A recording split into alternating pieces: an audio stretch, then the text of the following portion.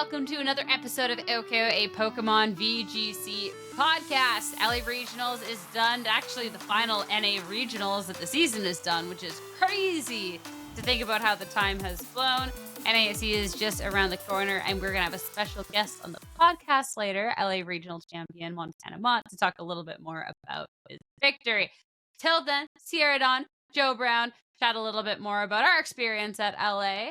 I'm not gonna lie, I don't know how you handled the travel back. I had like a 17-hour travel day. I slept for like 14 hours the second I got back. I'm not gonna lie. Oh wow, that's actually, you had it way worse. I just had one, simple flight. I pretty much slept on the plane the whole time. It's like a 5.5 hour flight, and I think I woke up with like 45 minutes to go. So I missed a free cookie or a free bag of pretzels or whatever, but I guess it was worth it in the end. But no, honestly, I had a great time in LA. That was anyone I talked to, that was the first time I'd ever been to Los Angeles. Like, sure, I was there on a layover on my way to Australia, but doesn't actually count. It's the first time I visited the city, and I tried to really make the most fun out of that experience with some of the stuff we did and some of the jokes we made on the broadcast. And honestly, I had a fantastic weekend. I mean, you were living your best La La Land life, also your best League of Legends life, because I know you got to go meet players. You got to see them walk around the streets. Yeah, so the Friday of LA, I've had this planned for, I don't know, months at this point. One of my best friends in this community, Jen Badamo, she's a former tournament organizer in the Northeast, New York, New Jersey. Now she lives out in LA working at Riot Games. We've always stayed in touch. We used to be really close because she was running the streams, the locals that I was, getting my VGC commentary skills in. So she's like, hey, when you visit, if you want to do a tour or whatever. So me and Rahul, we signed up for a tour for that Friday, and she took us to both of the buildings. There's the Riot headquarters building with the campus and the lunchroom and the outdoor basketball courts, and there's bars themed after Bilgewater, and there's fighting game studios with a bunch of arcade cabinets, massive. And then there was the LCS studios and the Riot Games Arena, which Valorant also broadcasts from. So there were two different buildings. We had to see the whole thing. It was one of the coolest experiences. I haven't posted on Instagram yet because I have to pick my 10 best photos, because I took 30 photos. I got to choose the 10 best on the for my Instagram post. I'll get there eventually. But it was just a nerdy gamer dream come true, honestly, Sierra. I've been playing League of Legends since season 3. I've loved competitive League forever. It's one of the things that got me into esports and other esports and stuff, and oh my god, I know this reference, oh my god, I know this, oh, they have a Teenage Mutant Ninja Turtles arcade cabinet just sitting here. It's not just Riot Games stuff, it's just a celebration of all video games, because they take inspiration from other games and stuff, and it was the coolest hour of my life. And then your other point that you mentioned, this weekend, XU League of Legends professional player in North America, he actually used my Charizard deck. He played in the tournament for TCG. He had actually top 4 to regional back in 2017, so it wasn't his first time playing TCG, but Rahul and I got to hang out with him all day on Friday, and we played some matchups with him, teaching him how to play against the Chim-Pao matchup and Lugia and stuff like that. And he was a really awesome guy. So, yeah, it was the freaking best weekend. One of the best weekends of the season for sure, honestly. I'm glad you had a good time. I mean, especially to ending off the season in LA. So it was cool that we both got to go out there. I'm glad you got to do extra stuff as well. My travel didn't quite line up that I got to do extra stuff, but I mean, it's fun. It is what it is.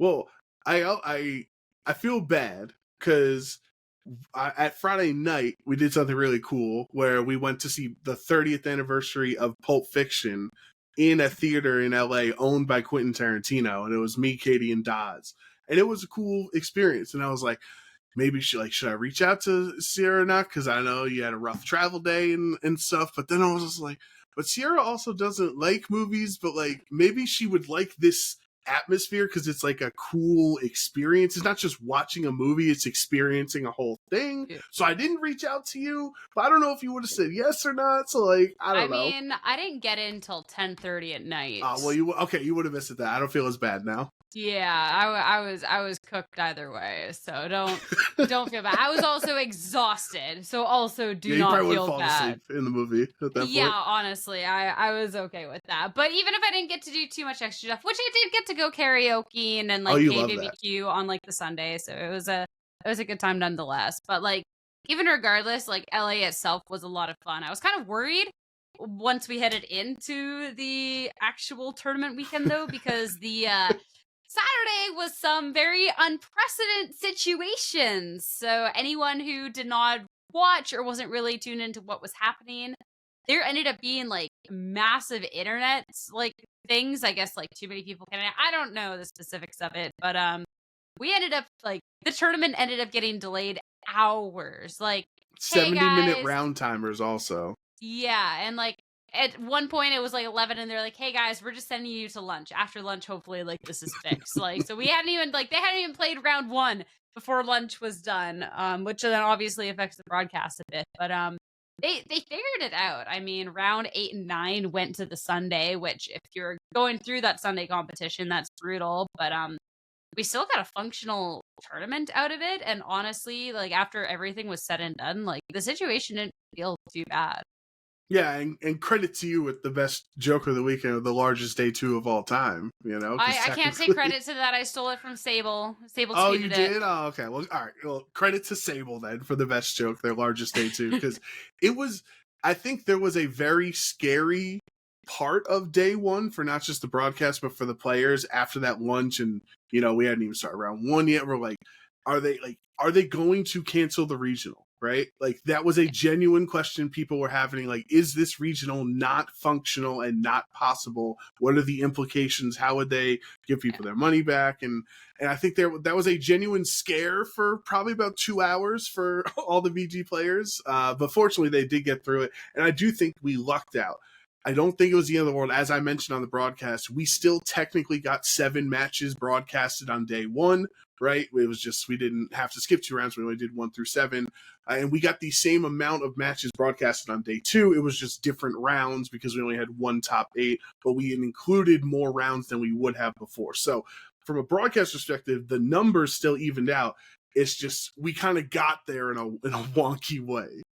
In a little bit of a weird way, but the fact that it worked out is just like the most important part of it all. So, and it was nice, kind of like it kind of sucked having to miss round 8 and 9 because those were then posted to the next day. Those would have been like win-ins and stuff. But beyond that, like we got to have like rounds 1 and 2, which we don't always get to have. So like that was kind of fun. And so we delayed broadcast, like I think a little bit, but it ended up being a good time all around. We got to have the OHKO duo for the last regional of the season as well. So you were stuck with me for the weekend, and I was stuck with all the movie quotes all weekend. I did have a whole list. I got to give Lou credit because she, for anyone who doesn't know, Lou, the European broadcaster, she always throws Taylor Swift lyrics into her list or into her commentary, and she's like a full list. It's like, I gotta get this song, I gotta get 3 more songs of my next set, and like I tried with movie quotes, and it's very difficult to naturally fit a forced pre-written sentence into your conversation and make it look natural. So I give her credit. I think maybe the Taylor Swift stuff is a little easier than throwing, we're going to need a bigger boat, or here's looking at you, kid, right? Like maybe some Taylor Swift quotes are easier than those. But like it was a fun, it was a fun experience, and it was a fun challenge. But I did not complete it. I did not have nearly as many movie quotes as I had written down. I mean, also normally she doesn't have 1.5 million things out there. Like, yeah, she'll have her one little list. Or you had like I think 2 pages. I had 2 of movie pages quotes. full of quotes. Yeah. Yeah, I think that was a little bit ambitious of you, but hey, go big or go home. Yeah, there you go. That's definitely a way of thinking about it. A way of thinking, yeah, it's okay. I do also think day 1, it wasn't just the players that were having a difficult day. I think us casters were rapidly losing brain cells the longer the day went on.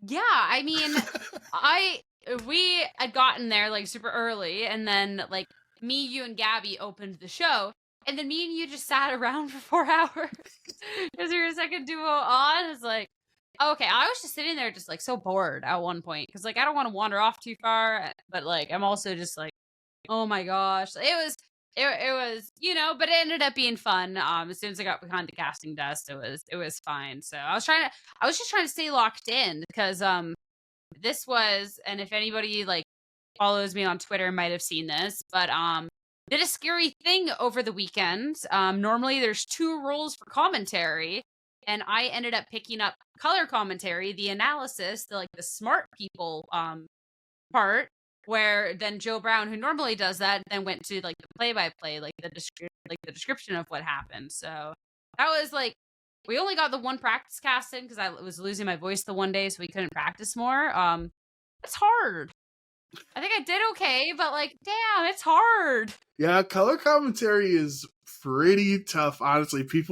I think people underestimate when you're watching from a viewer perspective just how difficult analysis is, and this isn't just a Pokemon thing. It could be a League of Legends or a chess or a baseball analyst. Like anything, any type of color commentary can be really difficult to effectively get your point across of explaining the game to the audience so that they understand it, and then showing that you also know what's going on and expect or anticipate what the next upcoming steps are. I think that's what makes Pokemon color commentary a little bit more difficult than some other games, because if you think about it, like a baseball color analyst doesn't have to predict what next pitch the pitcher is throwing, right? He's just analyzing what happened, how a home run, look at the launch angle, look at he dropped it in the glove because he saw this angle, blah, blah, blah. But in Pokemon, you have to say what the board state is and what is going to happen, which is very difficult. Also for multiple different paths, right? Because realistically in Pokemon, there's always reads that are being made. There's different paths you can go down. So it's like okay, well, breaking down this scenario, how did it transpire versus like how could it have transpired? And then, okay, well, if this person's most optimal thing is to set up Trick Room, how is the other person going to stop that? Or if they're predicting that it's going to be the Trick Room setup, could they do this, which would effectively stop it? But then if player A thinks that they're going to accurately predict that they're going to try to set up Trick Room, then they can go down this path. So that it's like, which is more optimal, which is like all of this stuff. And you have to do that with teams that you do not know inside and out, like the players do I've looked at this exact scenario for the first time right this second and have to tell you exactly what both of these players are thinking and what they should do. And it's so much. Like, I don't consider myself bad at the game by any means. I mean, I am sure I'm super annoying to cast with when I'm the play-by-play, because if I see something analysis-wise, like I'm like tapping the table, like I wanna talk because I know what's about to happen. Like I feel like I'm pretty okay with it. But then when you're put into that situation every single round of every single turn, expected to be just as smart as these players that I have no business being as smart as, it's a lot. And not only yes, you have to do all those things that you mentioned, but you have to do that every single turn, and sometimes you have a full 45 seconds to fully articulate your point, and other times you have 8 seconds to get all of that in before the next turn starts. So because it's not static amounts of time between turns, it's very difficult to, okay, I can take 30 seconds here to explain how many turns left of Trick Room, and then he has this scarf for Shifu in the back, so therefore he needs to get through the next turn, blah, blah, blah. But then if you only had 15 seconds instead of 30 and you already started, I could probably explain this full sentence, and now your sentence is cut short. Now you got to think on the fly, redirect your opinion to a more concise answer. And you never know how much time you're about to have, because you can see player 1 and how fast they lock in, but that you don't actually know if player 2, that's going to be the same amount of time to be locking in. And then there's also like the breaking down the stuff on the fly for like the stuff that actually requires that, which then thankfully we have casted together a bunch. But like I'm thinking even back to Joe Gartes and Justin Burns' game where Joe did the discharge to KO his own Ditto on the swap in to get fake out back. And all of a sudden, like, thank goodness, like, I picked up on, like, what was happening in that moment. So it was like, here, like, I need to cut in on this. But if I didn't, we would have missed, like, an entire thing of this moment that was obviously the crucial game-winning play for the match, because we can't clue in as fast as these players would, because, like, I'm not a a two-time regional champ like Joe. I'm not like this obscene like president of the fan club. Like, I'm sorry, you're the president. No, I'm not I'm like the president of the fan yeah, club. I'm not. He is I'm the not captain. yeah, I'm not the captain, right? Like if I was as smart or as good as these players at the game, I would be playing the game. I would be winning regionals, you know? No, So for it's sure. And like so even like the much. Joe Garte, the swap in for the self knockout, like remember we also caught on to Alex Underhill knocking out his own Pokemon and we were super hyped about that. And then Screamtail lived on one and he lost the game and we just spent the last 5 minutes talking about how Alex Underhill won the game with that play and then he lost it. Like you get some egg on your face sometimes when we're not expecting it. Yeah, and it's oh man, it's a difficult job. It's a very difficult job, and it's also very much so like I don't think I made any like, and you can correct me if I'm wrong. I don't think I made any like game blunders over the weekend, but also you make one and you're cooked. You know the amount of times I watch a player make an error on broadcast. Like so there's the rant of the stuff. I thought you did a great job, honestly. I thought you were very confident, yeah. and that's half the battle. Is if you sound confident, people think you're speaking from a place of intelligence. So even if they might not agree with what you're saying, they at least think it is the correct call. So I think you did a great job. Oh, thank you. It was fun. This is like the because I know people like listening being like, I like to know the behind the scenes. Well, there is the inside of the head and the dumpster fire that's going on when I'm like, wow, these players are so smart and I have to decipher what they're doing. But it was fun, and it's what's really fun about it, which is nice, is I can just sit there just like being excited because I'm like, I don't have to describe what's going on through the turn. That's Joe Brown's job now. So I can just sit there and watch the match. Like, what's going to happen? I don't know. And then like something happens and I'm like, oh my God, it happened. And it's just like fun to do that. One of my other favorite behind the scenes stories from this weekend. So usually in general, we talk throughout the weekend when Sierra and I are together, you know, what's going well, what worked well, what we can improve on, what didn't work, yada, yada, yada. Like maybe this interaction we got wrong, blah, blah, blah. And one of the things that Sierra has always done from the beginning, for our audio listeners, I'm waving my hand in front of the camera. Sierra, she's big into the silent, like I will wave my hand to let you know I have a thought, so you can wrap up your thought, so I can get to mine before it's too late, because it's imperative to add on to this current context, right? And you know, I always like to dig jabs at Sierra because sometimes she gets a little excited with it. It looks silly, but other times she just puts the hand out, and I'm like, all right, I got it, cool. We have a good thing going here with the silent hand toss treatment thing. But at some point on day 2, Sierra had just been getting so naturally excited in the matches and the conversations that she was just naturally shoving her hand on the table right in front of my face like every other turn.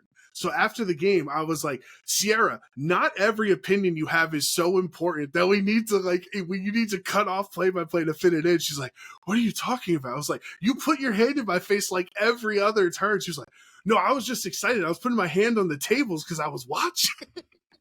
Yeah, that was a really fun like breakdown because I was so confused for a second too, because like he's like, you don't have to say like every thought. I'm like thinking back to the match and I'm like, I only think I like hand out like once or twice, but then it was a match later when like I actually realized, because I like put my hands on the table to lean in to look at the screen and you hesitated in your thought for like half a second. Like I don't think anything that anyone watching would have picked up on, but I heard the hesitation of the moment of like, Sierra wants to cut in here, but I'm in the middle of something. And then I was like, oh my God, I know, I get what's happening now. So yeah, that was pretty funny to like kind of realize. So then it was like, okay, well, if I just put my hand on the table, ignore it. If I put like my hand out like in front of you, super forward, yeah, like that's what I wanted. But yeah, I was just leaning in and watching the game. It was exciting stuff. I'm like, is it gonna double protect? Is it gonna crit? I don't know. But from my perspective, I was like, oh my God, Sierra, I get it. You're like, invested. You're super annoying right now. Like, chill.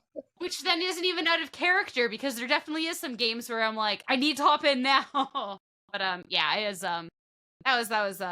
it was fun. It was a fun weekend. Even if it was a stressful weekend, it was fun. We got some really, really fun matchups. So I still think the Joe Garte Justin Burns was my favorite match of the weekend. That was just I was going to ask, insanely impossible, but fun because all the kiddos. Not just favorite from like watching, but like, did you have a favorite match that from your perspective, like I was the best analytically during X match of the weekend? Like, where did you feel you had the match lined up the best compared to any of the other rounds?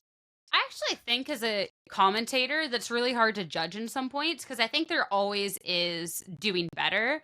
I was proud of myself for picking up on moments quite quickly, especially too in like a bounce off sort of way, because I do think that works for the cast for like oh no, he KO'd his own Pokemon. No, it's actually really good because you follow along with what the audience is thinking, because the audience surely in that moment, if they're not as smart as Ugarte and Justin Burns, they're going to be like, he just knocked out his own Pokemon on a Burns double protect. Oh no, this is really bad. And we get to follow that same trend. So I really liked it off of that. I do just think that game was fun in general. There is another one too where like the Clefairy like dies and I'm instantly like, no, he actually just wins the game because he just let his Clefairy die because now he just set up a nasty plot and like it looks greedy, but no, it isn't because now he has the speed boost. He's at like +4 and nothing is surviving this. So like I was just okay with in general picking up things. But looking back at every single match, there's always something that could have been explained a little bit more concisely. It could have been explained a little bit better.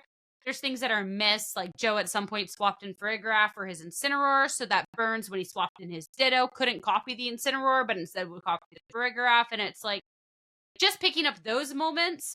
And I think just like being better at like kind of explaining like what's going on going forward. But I don't think those are misses though. And like, I think that's one of the tough spots with Pokemon too, right? Like that, those are additional like moments of insight. And those are additional things that you can also pick up on. Like he swapped this in so that if Ditto swapped in, he'd counter this instead of that. Like, I wouldn't say that's something you missed. That's just an additional point of context that, you know, if you caught it, you could have mentioned, but I don't think it was like imperative. You know what I mean? It just sets a different tone. So instead of like being reactionary, you can like kind of set up the stage. So it's like I look back to like the double protect moment. If I had like called out sooner that this board state is an issue because realistically you can double protect past this turn and you have wasted the Incineroar swap. Therefore, you didn't really need the fake out on this turn, but if you had it on next turn, because you need to have that pressure, because surely you don't survive the 2 Glacial Lances in Trick Room. And like kind of set the stage on like why the situation isn't necessarily okay, into then the play kind of going out. So I just kind of wish like that was a little bit better done, which is then also something that'll come along when you understand the board states at a better, higher level. So like Aaron Zhang, for example, like I do not have the same tenure that he has in this game. He can pick these things up a lot faster than me. So he can point out kind of what the problem is so that the play-by-play can play-by-play through that in what the player's solution is, which I think is just really cool and something that I want to emulate in my own casting so bad. That's just, I need a little bit more time to develop the skill to like get there. Like I'm thinking through like how I want to be as a caster and like the calls and all of this, but I just lack a little bit more of that skill and that insight to get there, which is like my biggest thing that I'm going to be working on going on into next year. But it's just like, it's a little short.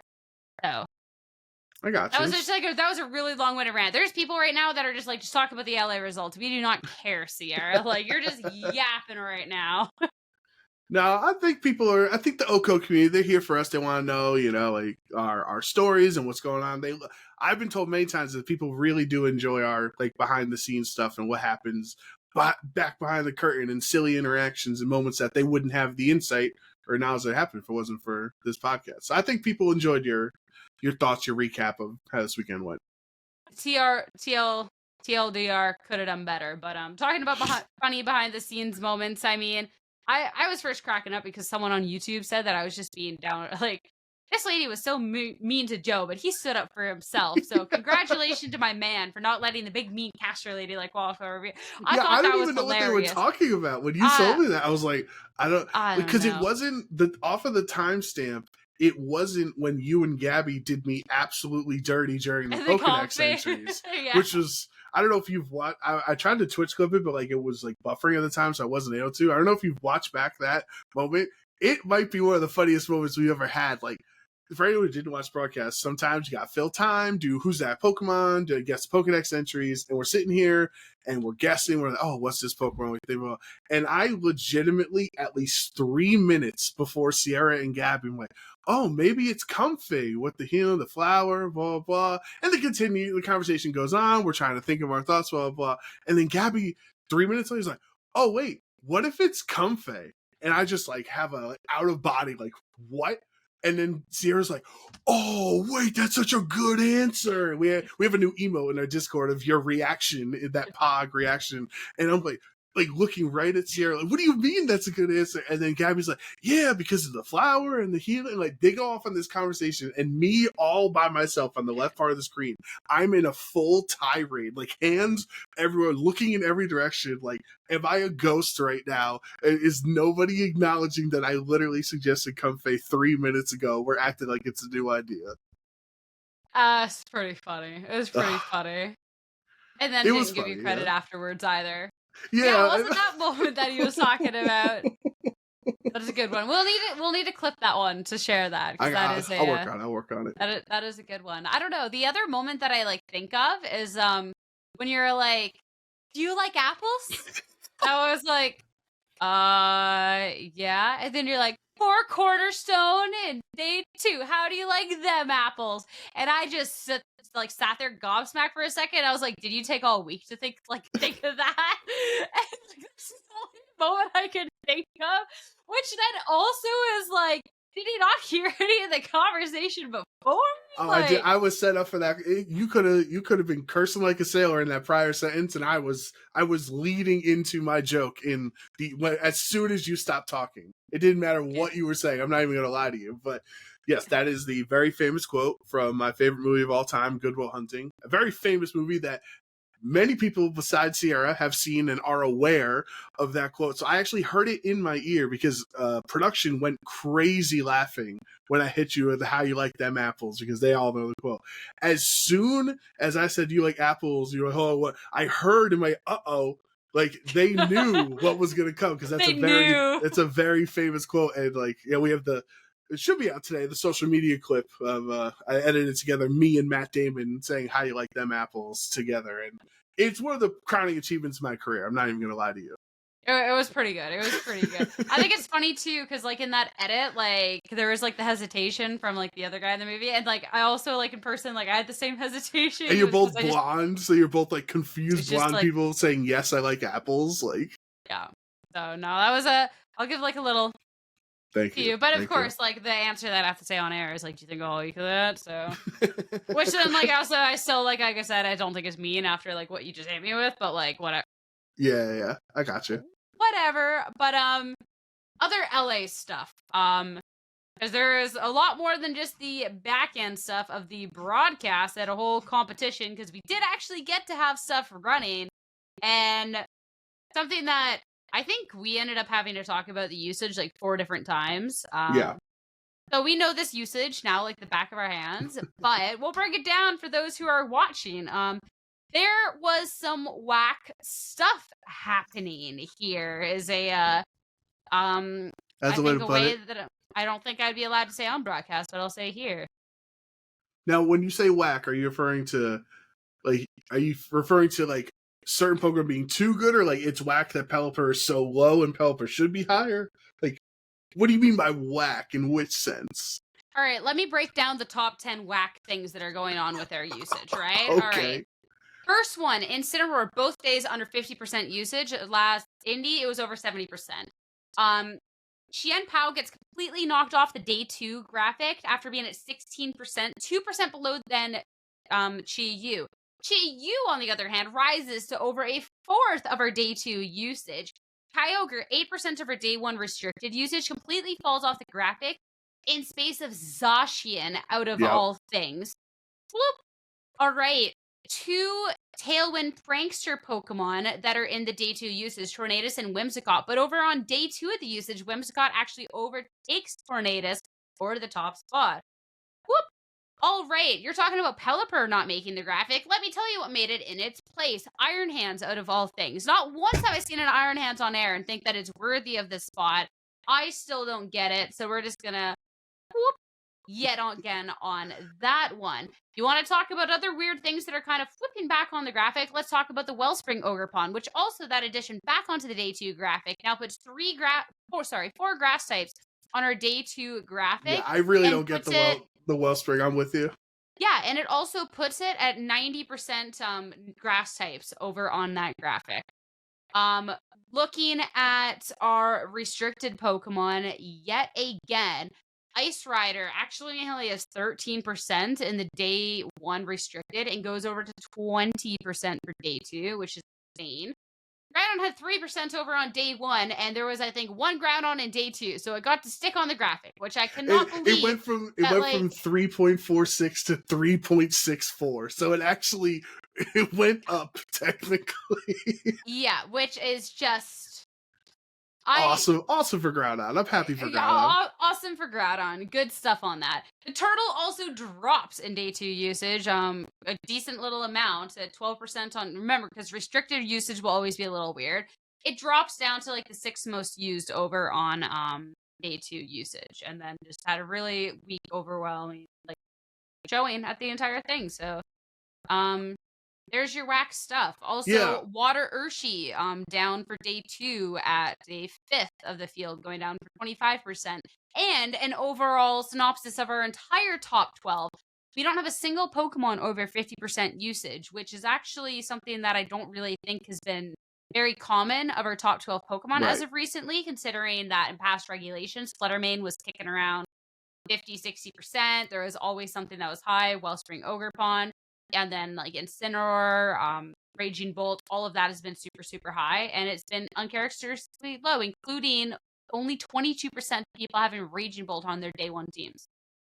Yeah, I think what we're trying to say here is that LA did not really feel like there was a consensus team. I mean, the best you could say is the Tub team, where like you had 4 players and 4 people associated, at least friendly with each other in top 8 that all had similar teams, and there were many people on stream with the Koraidon Gothitelle stuff this weekend. So like, if you want to say that's the big development of LA, is that that Tub crew, like Rajan went from Miraidon to Koraidon and switched some things around, kept the Whimsicott, now has Raging Bolt, has Gothitelle. Like, that could be your big meta takeaway. I would say more than Montana's Calyrex Shadow Rider victory, because like we know Shadow Rider was good, and Montana was able to capitalize on people kind of sleeping on Shadow Rider a little bit. But I don't think LA gave us many answers going into NAIC. You know what I mean? Yeah. Also, fun little fact here. Because we got like down to 14% for Iron Hands over on our day 2 usage there. Guess what the usage of Gothitelle was for day 2? For day 2, well, since so many of them made day 2, I'm gonna say like 12%. Okay, that's actually a little bit lower than that. It was 10? 9%. Dang it.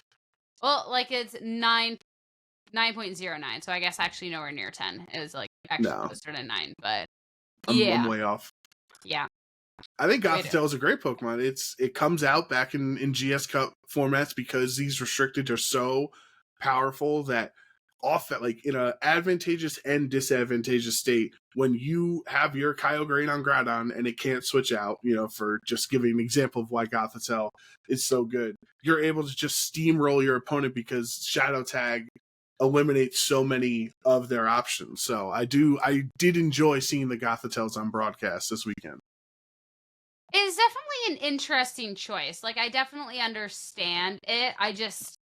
I'm a Gothitelle hater, but also, like, when I play up against it, it absolutely bodies me. So I'm also a hater in that sense. So what can I really say about that? I do think it's one of those Pokemon, and that we kind of saw this trend in LA in general, that some of the older Pokemon, because, like, beginning of a format, things are super aggressive. Some of these more slower Pokemon kind of fall off.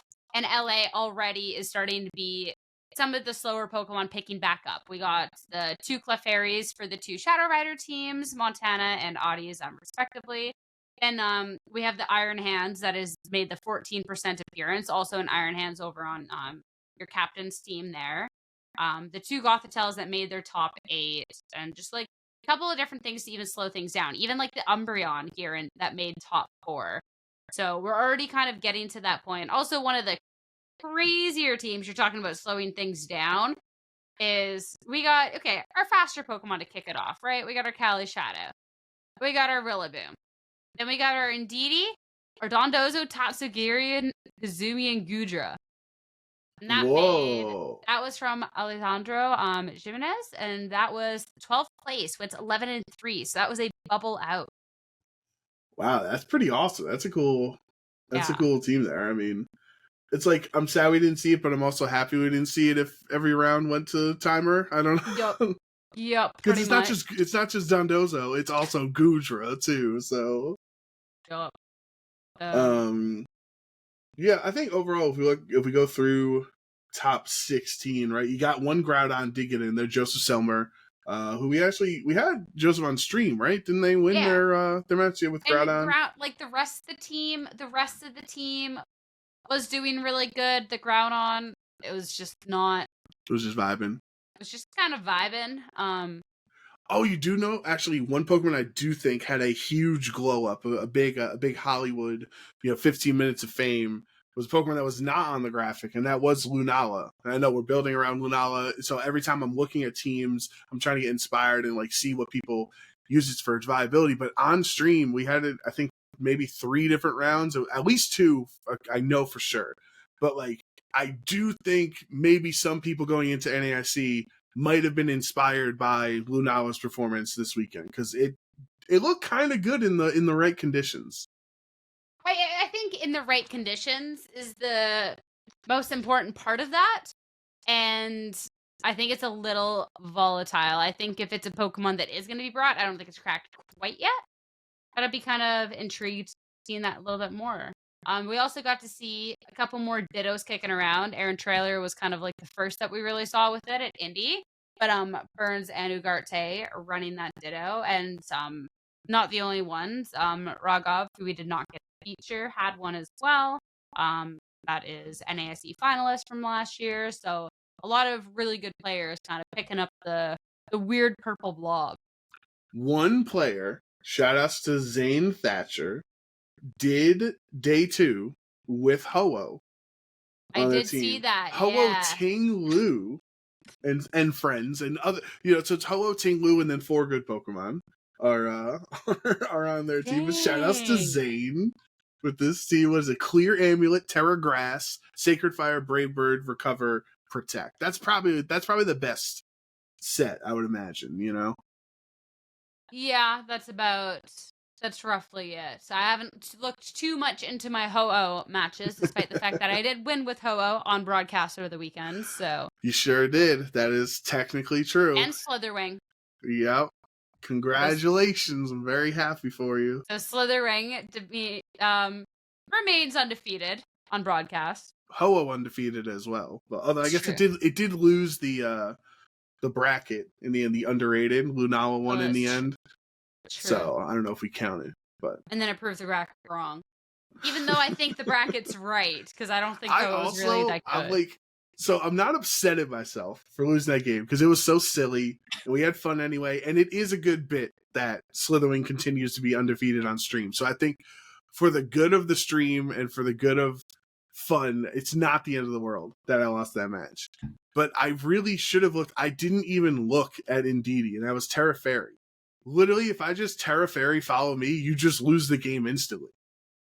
But you didn't. But I didn't, which is good for the game. So then we got defeated. But I'm a little frustrated with myself because I was just given that team. I didn't look at it. I didn't know I was literally. If you watch the broadcast, no. First of all, I helped you. I helped you create the Slitherwing, so you did know what my 6 were. Okay, you say that. I literally looked at the Slitherwing and I was like, all right, we're putting on first impression and 3 dog water moves. But I also told you to do Terra Water because that was the best version. I did. No. So, So the way this conversation came about was I was trying to decide what Terra to put on my Slitherwing. Normally, when I run Slitherwing on my teams, in the past it's been Terra Fire. First, you can't get burned. Second, I run them on Sun teams, and I've been running Flare Blood. So it has some really good synergy with each other, right? as well, Fairy obviously can body you, and hitting into it, well, resisted. Same with Fire. So it just works all around, right? I'm like looking at my team, and I'm just like, I have this bad set, so I just like put Leech Life, First Impression, whatever on there. And I'm like, well, Terrifier doesn't make sense. So I was like, yo, Joe Brown, what Terra should I make my Slitherwing? Like, what matches up good into your team? And he proceeds to break down his entire team to tell me what Terra type would most likely body his team. Because at first it was like, maybe Fire. And then he's like, oh, no, well, actually I have this. So maybe like Water. And it's like, dummy, and like make it water. And then I won. Because I think I was player 1 on the stream, so they saw my perspective. You could see me literally reading each of the Pokemon's like abilities, like investment and moves in team preview, because I had not seen it yet. The only decision I made from what Gabby did was shout out to Gabby that she has so many like EV ready mons that you can just throw them in from her box. So shout out to Gabby. But the only decision I made was to put Armarouge on my team. I think it was over Ursaluna Blood Moon, just because they know I like Armarouge. Like, it's my bit. You like Slitherwing, I like Armarouge. So, and I literally consciously chose a worse Armarouge because I didn't want to counter team you. I could have had a Energy Ball Armarouge to deal with your Terra Water Slitherwing, and I chose like, no, counter teaming her in a caster battle, that's not the right thing to do. And I could have had Energy Ball. You could have, but you didn't. So it's so tragic, so sad. But oh man, I just thought I didn't even care about the investment. I literally the Slitherwing, because she had a bunch of EV'd Pokemon. Slitherwing was naturally not one of them. Totally understood. So I just fed it like 56 vitamins for attack, and it was like, yeah, whatever, good enough. And then it like one hit KO'd with the First Impression on your DD, which then shocked both of us, because I was just like, oh, I don't know what I was doing. It's adamant and it has vitamins. Like, we're good. But yeah, at least I didn't counter team you behind your back. I counter teamed you to your face. Like, you actually counter teamed yourself. Remember, you counter teamed yourself, really? Because I don't know if I heard that they could hear our audio back and forth, but it was low. I don't know if they physically heard us. But on turn 1, you literally asked me. You said, "Joe, what's your Lunala set?" And I said Moongaze, Moonblast, Trick Room, something else, and I told you my item. You're like, oh, I didn't think you were actually gonna tell me. Match. I listen back. It's hard to hear us at some points. I think like what you can make out most is just like when I'm chirping and just like the first turn, like you U-turned and I'm just like, ooh, you gonna bring it? We're gonna bring, knowing that I like Ice Spinnered and knowing that you're gonna bring in Indeedee, because it just kind of made sense to bring in Indeedee when you were in Trick Room. And there's like then you bring in the Indeedee, it's like, oh wow, look at this, and I'm just like being an idiot about it. It's just so toxic, I think there's also like conversation in the beginning too, where like, oh yeah, it's like can we start yet? Like, can we start? And they can hear us talking. They can hear us talking like, yeah, can we start? Like, cool. And then I'm like, oh, I clicked the wrong move, so like, my bad. Like, we're just, it's it was chaotic. It was chaotic. I also went back and listened, and Len was slandering Slitherwing or something. Like, I don't know. What? I know. I'm gonna have some words to say about Garchomp next time I see it on broadcast. Len has yeet his last haul. That's what I've heard. It's true. This was not his first rodeo. It was his last. That was so great. Dude, the lowers this weekend were so good, Oh yeah, it was a good time. It was a good time. I was also proud of my rodeo call when it was Montana versus Audi. Yeah. That was a good one. That was a good one. That was literally like Joe Brown's about to like try and say something. That was a like hand out in front of your face. I gotta say something right here. I gotta get this in. Yeah, for sure. Same with the electro drifting one. That was AF. That honestly, that had some play. That had some play on social. That had some play in Twitch chat. People really enjoyed your electro drift. I didn't see the social one. I saw tweets. What? I didn't. I'd have to go back in my timeline. Yeah. I did see tweets. Yeah. Lou also messaged me like losing her mind. I was very proud of that. When you get the Lou message, because I've gotten it once or twice before, it's a powerful feeling. You feel very proud. You're like mid-cast, and like I always have my phone there in case like I need to search something up. Like some move things are obscure. Sometimes the accuracy are off by like 5% or whatever. So my phone's always there. And it's just Lou all caps, like I'm dying. I'm like, I'm trying to cast, goddammit. Yeah. I love you and I appreciate you, but I'm trying to cast, goddammit. I will say that. So if we're developing the Ogerpon Cornerstone story, and I still got to say it on broadcast with the Apple moment, and last week I was close to patting myself on the back. My hand has moving further away from my back. I'm not close to patting it anymore because of its poor performance in day 2. I was really hyped about it, especially when Colin Hire was 8-0, and there were a couple other players at 7-1 with Cornerstone as well. It's like, oh my God, Sierra's going to look like an idiot if Cornerstone wins this event. But now I look like the idiot. Yeah, highest placement 26. Brutal. Yeah. It was 8-0. Come on. That's not on me. I was correct that it is good. It's just like, you got to follow through. Yeah, it's 26, and the next highest one is 47. NAIC. It's our time, baby. That is, there's only the 2. So yeah, congratulations on being wrong. Oh no, there's one at 33 too. Don't worry. Well, if you remember, I did say that there were 4 Cornerstone in day 2. Yeah, well, I can't find the 4th, so what? Like, I'm looking and I don't see the 4th. Isn't there one? I got 47. Oh, Nick at 45. Yeah, I found him. So 26, 33, 45, 47. Congratulations, Pokemon's really popping off. It's how you like them apples? That's all I can say. Yeah, apparently bruised and returned to the store. All right, I think we've left Montana waiting a little bit too long. Yeah, no, 100%. We'll talk a little bit more. He's on the phone right now saying, guys, come on, enough apples. Montana's let's talk y'all. Me. Bro, plus we'll talk a little bit more about LA and all the get into the meta meat of it all so let's do a little movie magic. And welcome to this week's special guest, Montana Mott, also known as your LA regional champion. Thank you so much for joining us. How are you doing this fine Wednesday evening?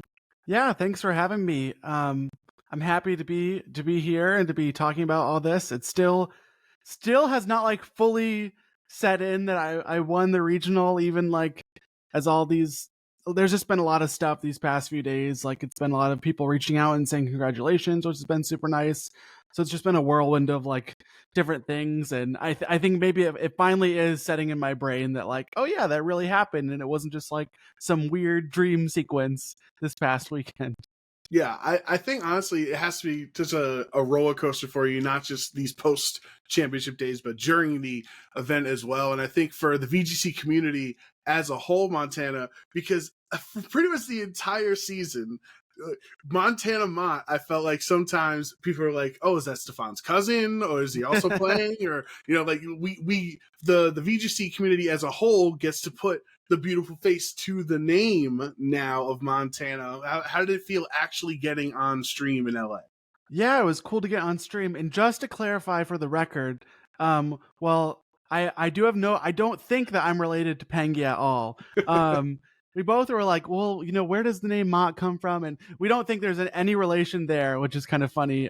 It is pretty unique, but yeah, I was able to play him actually at a win-in at the last regional I went to, which was super fun because we had never gotten to play before. But anyways, yeah, I was just happy to be on stream for the first time. I had just like, it had never happened. I think often too, because at regionals, I tend to like lose one round early. And then like, if you don't have an undefeated record, I just feel like it's kind of less likely that you're on stream. And then unless it's like for the win-in. And yeah, I hadn't made cut before that. I had gotten a little close a couple times, but I was just really excited. Like, my goal going into this regional was like, oh, I think I want to hit like top 16 or better. And then I was able to take it all the way. So or better is right. Yeah. Yeah, or better. And I made it on stream and top 4, which is super exciting. And I was happy that I had Audie there, who I knew, and he had sort of coached me through a little bit of just like, oh, here's what it's like, and like the camera and some of that stuff. Just because like, I don't know, it is kind of stressful just like going and sitting up there and just like seeing all those people like watching you and knowing like Twitch chat is watching you. And criticizing all your plays and Yeah. I mean, yeah, it was a fun time. I'm glad that we got to feature you, especially too. I mean, you're right in the fact that like normally if someone takes a loss early, like it's kind of hard to justify. Like if Mhm. there's two IC champions at 5-0, then we can't pull like 3-2s, right? Yeah. But once we get into the top four, can kind of be able to stream like. I mean, everyone in top four, but Chuppa had tweeted out like when we got around to like top 8, like Montana's the probably like the best player here that hasn't been streamed yet. Like, what is going on? So he like kind of set the expectation for you, like once you got on to stream.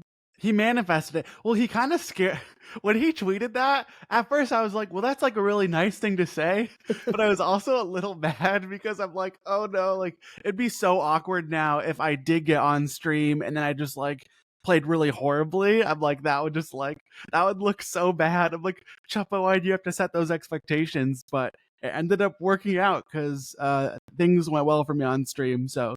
And now in retrospect, I'm like, thank you, Chuppa. Of course, you were totally correct. But no, it was like I was definitely a little scared seeing that at first.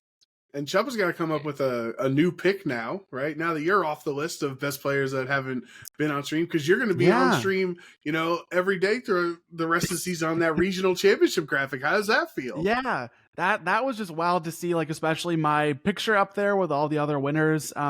This season, it's so interesting, like. A lot of the other winners were a lot more experienced players.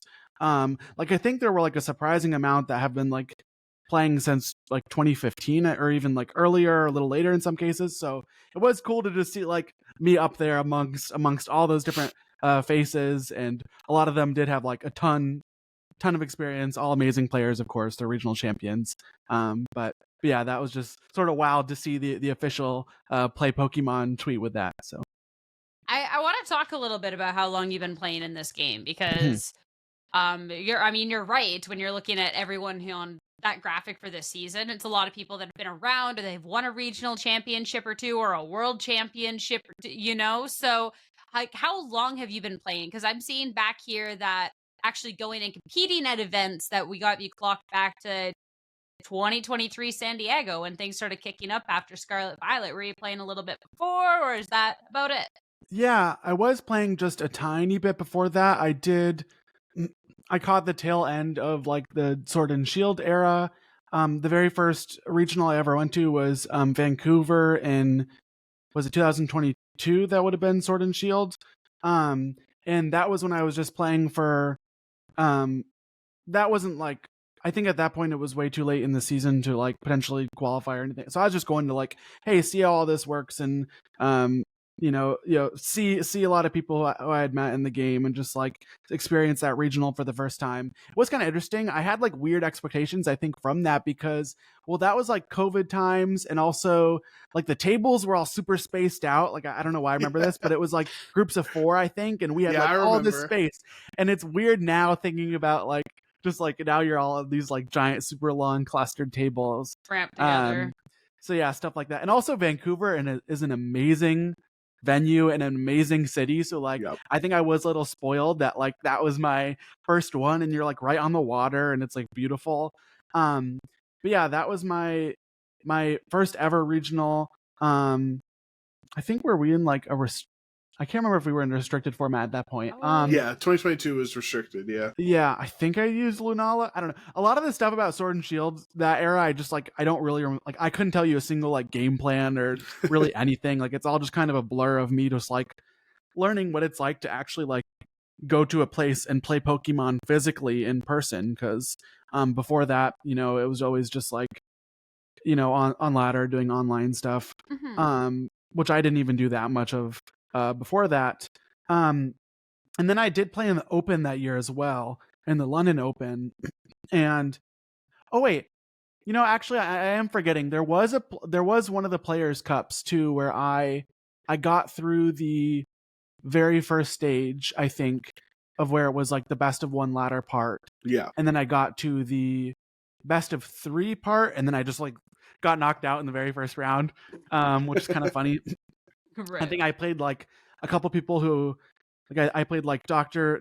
Fidget, who's now like in Seattle, which is kind of funny. And I remember he knocked me out with like sand or something. But Oh, back it's from just sand was good. yeah. Well, Len always makes it work, so You're not wrong. You're not wrong. yeah, and funny enough, I did play Len at the London Open that year as well when I went. So that was fun.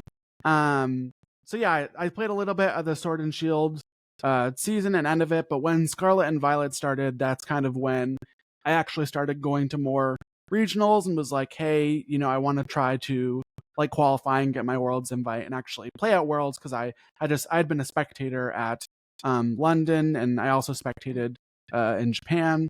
So I was like, this season I really wanted to go for it, and yeah, that's sort of when I've started having some success in the day twos and stuff.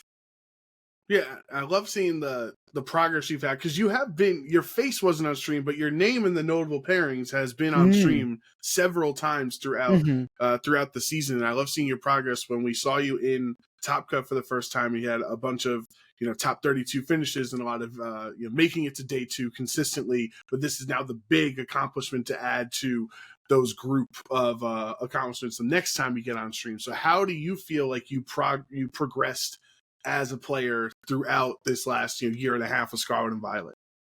Yeah, I think definitely my goal was to like improve with each one, and after each regional I would really sit down and take a look at like, well, what could have gone better, whether that's like in the team building phase or whether that's in the playing phase, or like, I noticed that like, yeah, I can get through day one pretty consistently, and I can find a lot of the good plays, the good safe plays there, and that can take you through that. But I think I really had a challenge with like, well, you're going to get to day two, you're going to get to players who have been playing this game a long time, they play really well, they're going to start calling you, like, if you play safe, which that was something I think like maybe sometimes I play too safe, like players are going to notice that, they're going to call you on it, and they're going to beat you for it. So it's like there's a little bit of a difference really once you get to that day two caliber, where I think it can be like tricky to sort of figure out how to progress through that. But I think just with a lot of practice, and going at it a few times, and also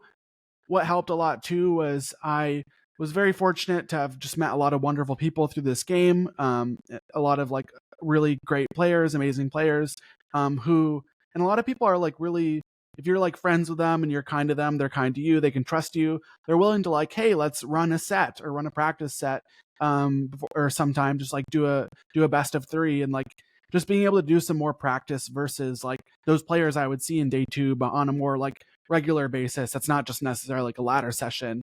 I think that helped a lot. Just like reaching out to a friend and being like, hey, let's do a best of three, and then they might comment and be like, oh, hey, I noticed this thing about your play style.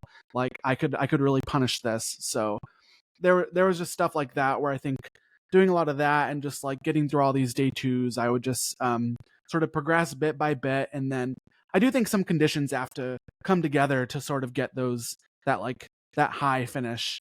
And luckily, a lot of good things happened for me this past weekend. I mean, you're talking about all the good things that happened to you, and like I definitely don't disagree that making it through a regional run, there's a little bit of luck and a lot of skill to it, right? Because you need the matchups. Arcanine could definitely be grueling with how pairings will go, and if you just hit like something that's not favorable, that could also be disastrous too. So like with your team, because you're running the Cali Shadow, did you just hit things that were a little bit more favorable for you, or like what are you talking about when you're saying things were like going your way? Yeah, I think what I meant, it was a bit of a meta call, which is really weird to say about Calyrex Shadow, because it's like, I don't know, it's like it's so strong. But here, I think something interesting is that I had identified really early on in Reg G that I really liked that composition and wanted to use it. I've been using it for I think over a month actually, since the really start of the regulation, and at that point I think if I had my Worlds qualification through championship points, so I was like, I'm only going to go to LA if I like feel good about it, I'm feeling good about the format, and I'm just going to go try to succeed if I do that. It was very nice not having a Worlds qualification on the line because I had already had it through the points, and So I was on that team, and it was working really well for me, actually, like in really early in Regulation G. Like most of the time it takes me a while to like get to like a really high spot on the ladder, for example, where like I need to do a ton of like games and practice to get there. But something about like that archetype of like the double fake out Cali Shadow stuff just really kind of clicked with me right away, and I was able to sort of get to a high point with it, and was doing really well like amongst friends and such. And I was like, this, I feel good on this. The meta did feel a little hostile towards it though too. Like people had early on in the format, people sort of had identified like, hey, this is a strong restricted, I'm gonna like maybe have quite a few dark types or quite a few normal types on my team, or try to build in some various answers to it. So I think maybe like Indianapolis, for example, might not have been the play.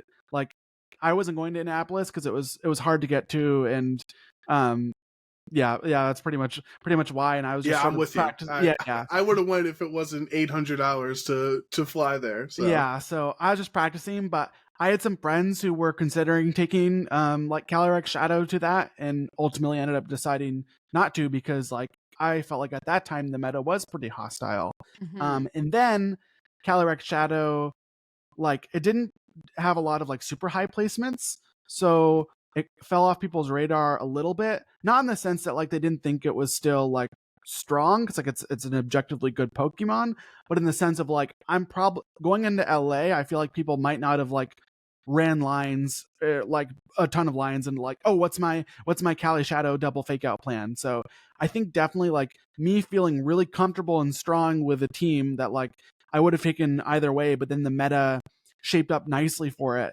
I think like that combination of factors, like I have to play to get myself to that spot, but also like I can benefit from the meta choice. Like I think that really helped me go far. It's like it's everything coming together.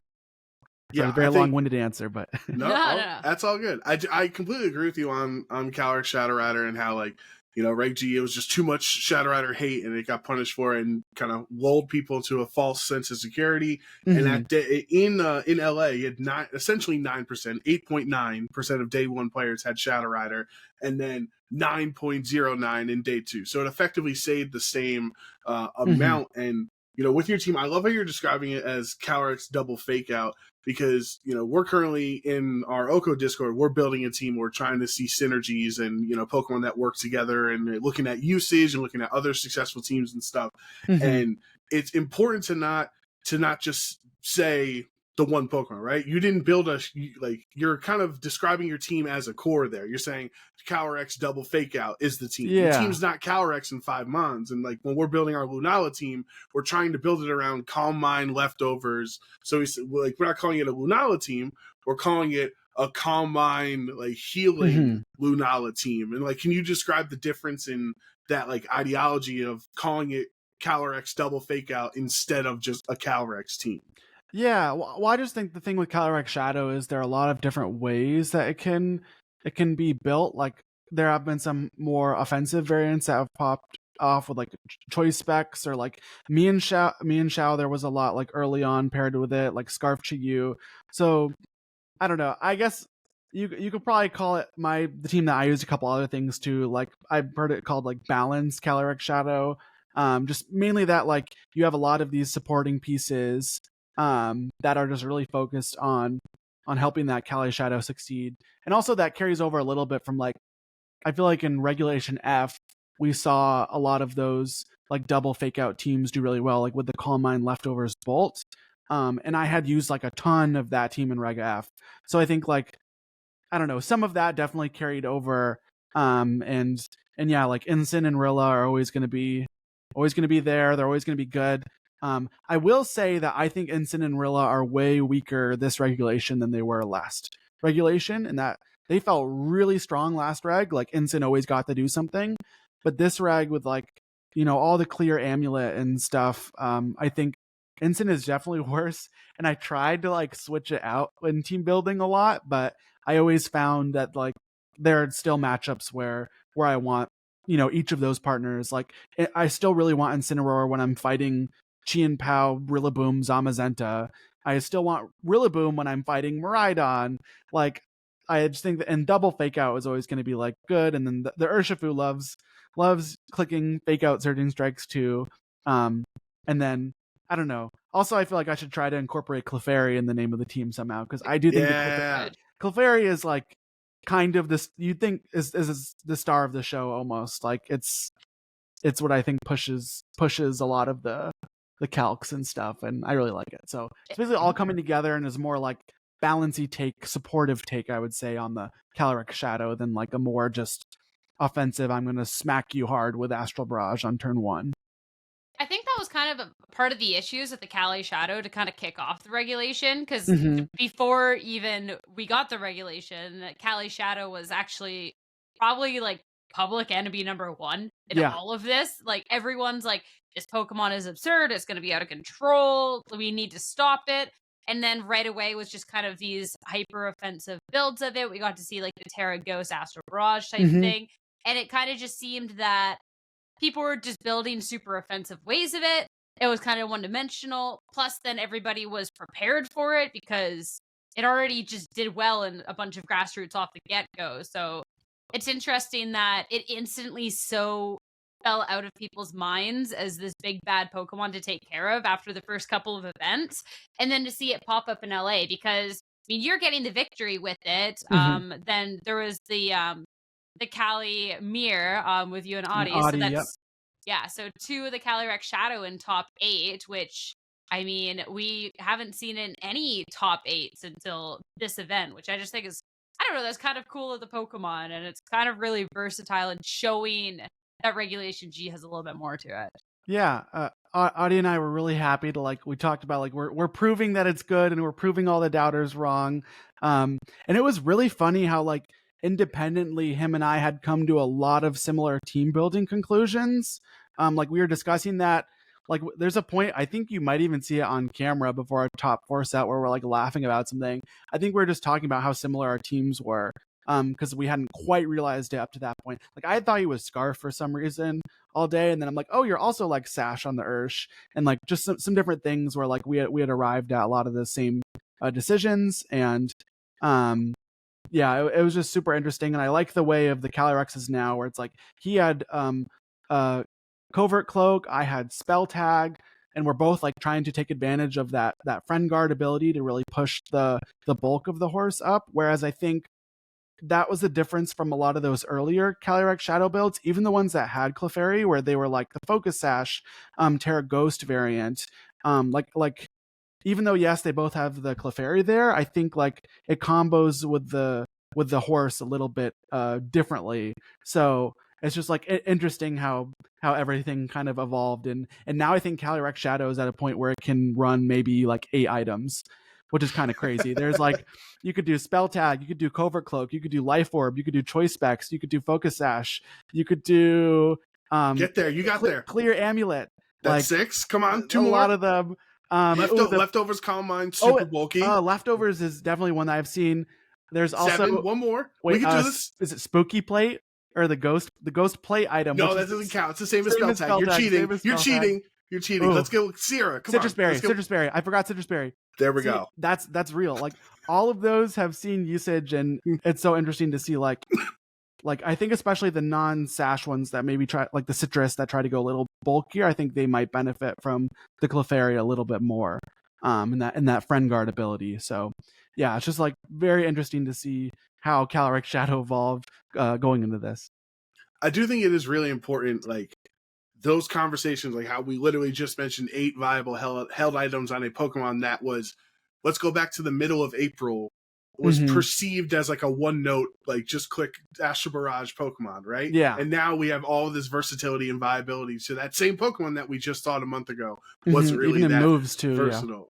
Yeah. Right. So how do you, when you're team building, like, do you come up with Spell Tag first? Do you come up with Nasty Puff first? Like, did you ever try Calm Mind? Did you ever try Leftover? Like, how many decisions change in that team building process? Yeah, that's a really good question. Some of my friends actually first had like a lot of the Spell Tag idea early on, and I saw it in some. There were like some grassroots tours, some limos tours. So like it was around, and that was the one I remember trying first, but then I definitely switched and tried some other items throughout. I'm trying to think.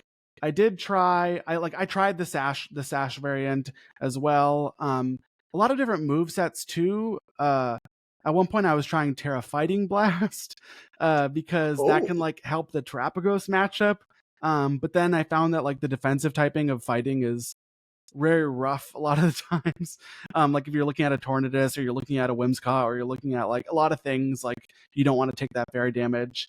So it's like it's figuring out what you think is strong or you have a theory about, and then like going and testing it and seeing like, hey, does this actually help the matchups where, you know, I need some help in, or does it, or what does it hurt like by doing this? I think the move choice is also really tricky on the Shadow Rider, like between, so I had Plot, Astral Barrage, Draining Kiss, Protect, but like I know a lot of people were really down on Draining Kiss because it is just like a very weak move that relies a lot on Terra to be strong as well. Like even if you're at +2 and you're clicking the non-Terra Draining Kiss, it just like is not doing that much damage, especially when your damage boosting item is a spell tag. So it's like it's not even a life orb where that's benefiting the Draining Kiss. It's like a lot of people were like, oh, you know, Psychic is the better option there, or a lot of various other moves. And I think those are like better in some matchups, worse in others. So it's all just like trade-offs and looking at like, hey, what am I struggling against like with the rest of the team here?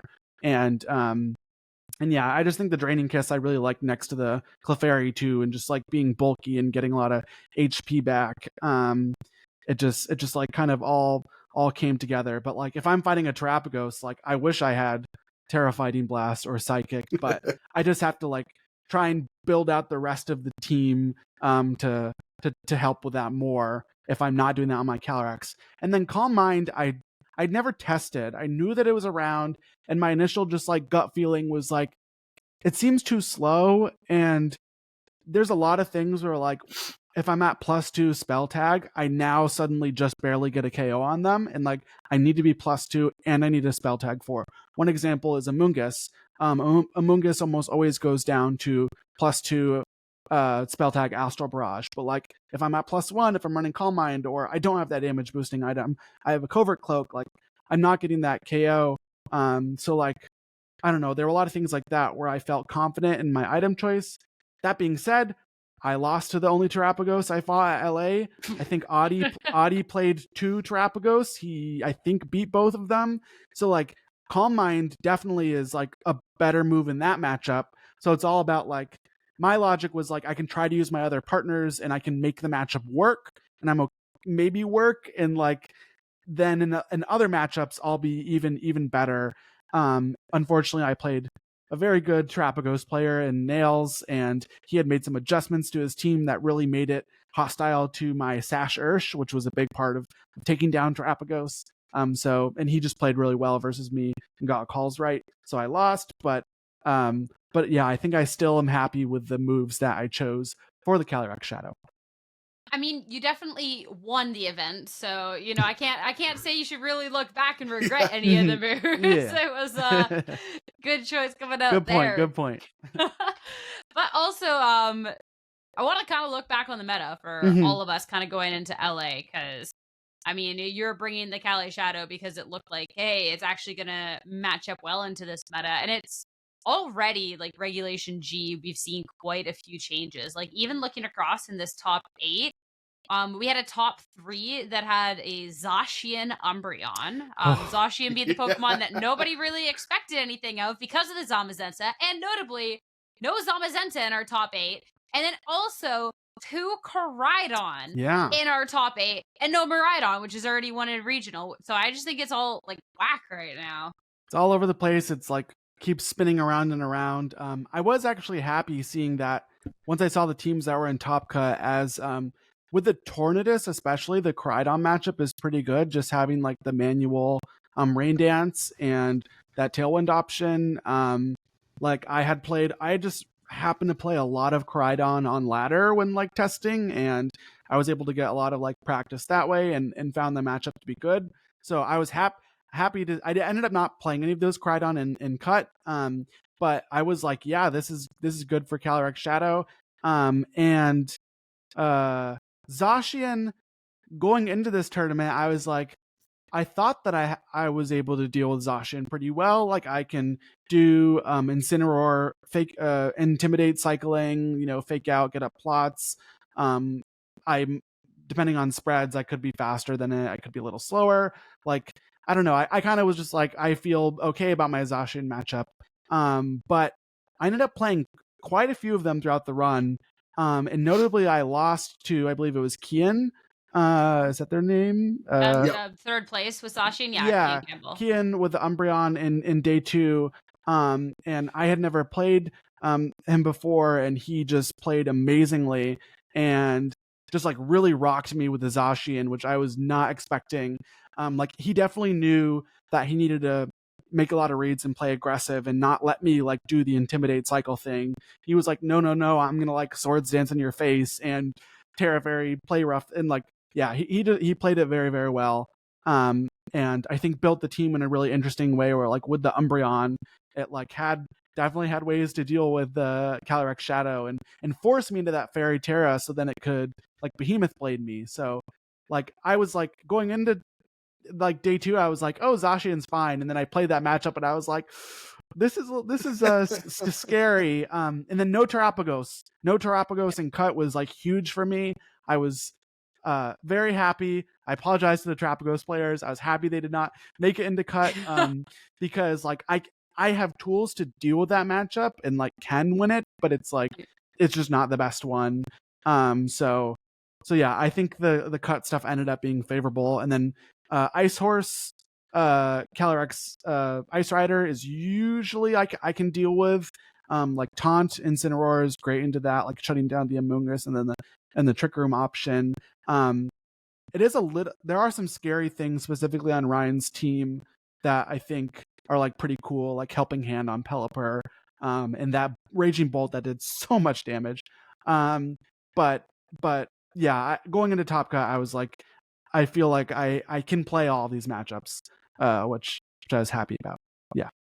Now, one thing you mentioned before was like how open it is, and there was no Tropicos, and we had Koraidon, and like it's kind of all over the place. I've seen some dissenting opinions online, pros and cons to that style of formats. I think we'll get like all of our thoughts on if we think it's good or bad when a metagame is so open that so many different team compositions are viable, because from a casual perspective it's more enjoyable to watch. Every round is different Pokemon with different strategies, so it doesn't get as stale. But then from a competitive aspect, it's more frustrating to team build for a format that has quote unquote way too many options to account for. So I was just wondering from both of your two ends. I like when a format is open, but I don't know what you guys would prefer in your formats as a player.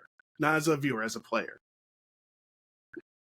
Yeah, I think for myself looking at it, there's definitely a limit. So if everything's the exact same, like I've seen Jake's chalk video quite a few times that he has like for the channel, and I don't think I would have enjoyed playing in that sort of format.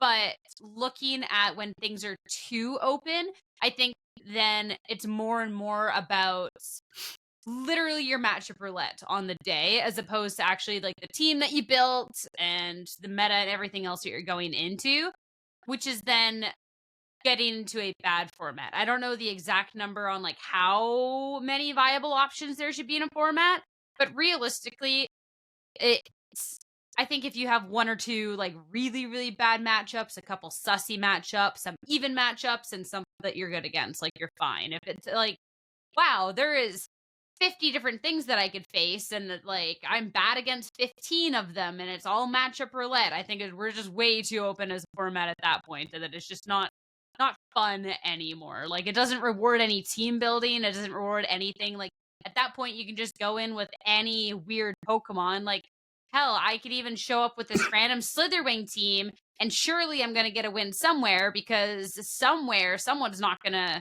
like, they're just gonna have suboptimal teams, because you can play anything, because anything goes. Yeah, I think that makes a lot of sense. And like I personally, I kind of like how to like. I think it does reward team building in a sense of like trying to make sure that you don't have like an auto loss into something super common, which can be really tricky, or that like your negative matchups aren't the most like frequent. Like it kind of rewards doing a lot of like patching up of those things in maybe some interesting ways, which I think is one cool thing about like the kind of matchup roulette. But at the same time, it is a little weird that like 3 people could bring the same team to a tournament and just have like vastly different results, even if they all played pretty equally, just based on like the matchups that they pulled. So there probably is like some in the middle there that's like the right balance. But like yeah, with how it is currently, I feel like you can maybe have like an auto, like I feel like my team probably auto loses to the like really redirection setup-y Terrapagos Calm Mind teams, like that have like 3 follow me or rage powder and like fake out, and they're gonna like Calm Mind everywhere. Like that just is extremely hard for this team to break. And like that had just done well, I think, a week prior at an event. So I was like kind of banking that no one would really just like bring that right away. And I know that struggles with some other matchups. Like it could struggle with Zamazenta, or like that was also like a big part of this weekend. Like I expected Zamazenta to be huge, and I was hoping that would like get rid of some of the Terrapagos for me. Yeah. So I don't know. There's all like interesting like things like that where like you just have to think about which matchups you're allowed to like make less than even, and hopefully not make them like too bad where if there is a big player gap, you're able to just like, if you make all the calls right, you can still win.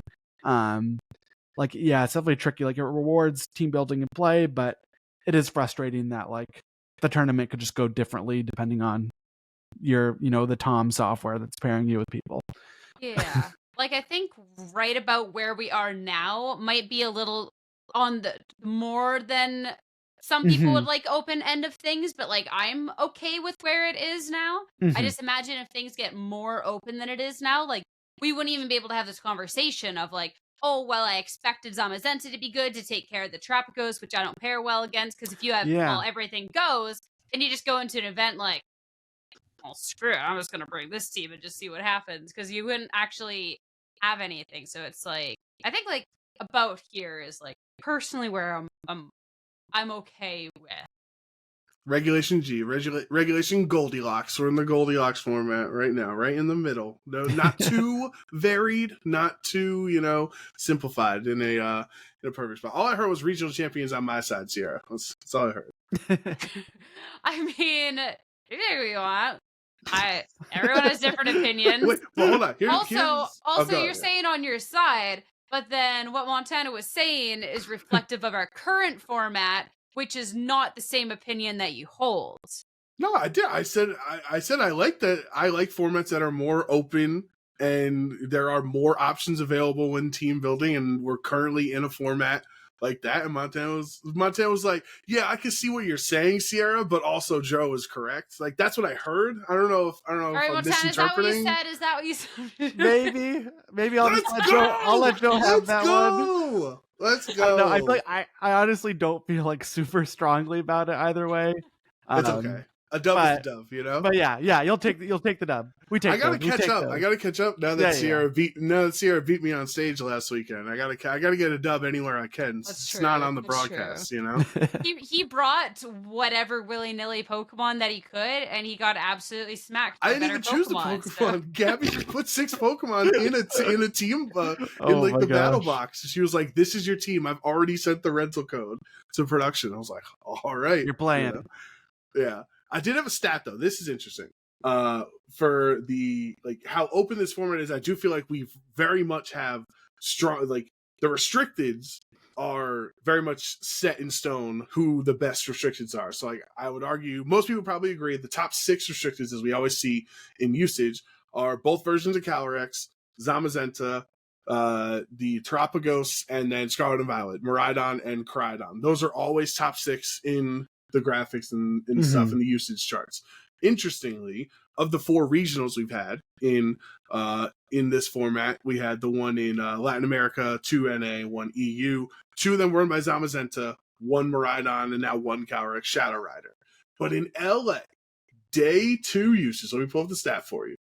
79% of teams had one of those 6 legendary restricted Pokemon on it.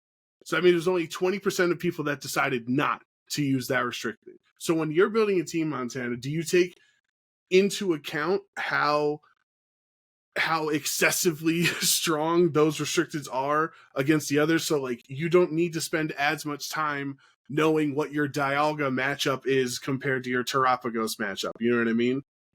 Yeah, for sure. I think you definitely just want to focus mostly on when it's that dominant, like in the statistic, the ones that are prevalent there, especially because like as you get further in the tournament, like you might start to see more of those. Whereas I feel like a lot of times in like earlier rounds, it's more likely that you could just see absolutely anything. And you might want to make sure, like, I don't know, one thing I like about Calyrex Shadow is that it is fundamentally just extremely strong. Like, in that I think it's pretty good compared to a lot of restricteds at like shutting down what some players might call like BS or like things that you're just really not used to playing against. Like definitely someone could totally counter team like Calyrex Shadow with like a billion normal types, whatever, if they wanted to. But like I think just having, you know, things that are like just fundamentally have a really high like generic power level can sometimes help clear out those things. But you do want to pay some attention to like, well, of the things that are like very uncommon, are there any that are like super scary or like, oh, maybe I need to think a little bit about my matchup into that. Like I remember getting caught off guard like laddering leading up to the tournament by like a Lunala team that like played in a way I really didn't expect, and like it like Terra normaled or something. And it's just like sometimes there are interesting things that can catch you off guard, but you definitely want to pay like the most attention greatly to the stuff that's up top, I would say. But like day one of a regional especially, you're always going to play just like a bunch of stuff that like you did not expect to play, I feel like. I feel like we've put you through the ringer, especially on like this meta and team building type of stuff. So I want to move on and talk about a couple of other things as well. So you're talking about too, like this year, especially you had your goal for getting like your Worlds invite and stuff. Now gotten that. Are you going to NAIC still? How are you looking forward to Worlds? I don't know about that. Yeah, so as of now, I'm actually not planning on going to NAIC. The back when like signups happen, the flights look super awkward to get to like New Orleans from where I am in Seattle. And also like I was like, oh, you know, I have my Worlds invite and stuff. Like I just didn't see like a ton of like value in like getting there, and like also like the time I'd have to take off from work and stuff.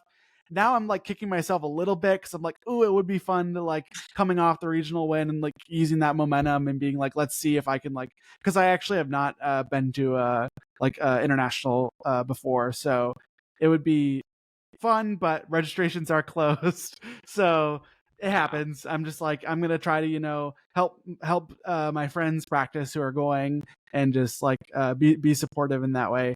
And then I'm really excited for Worlds. I've never played at Worlds before. I've been as a spectator.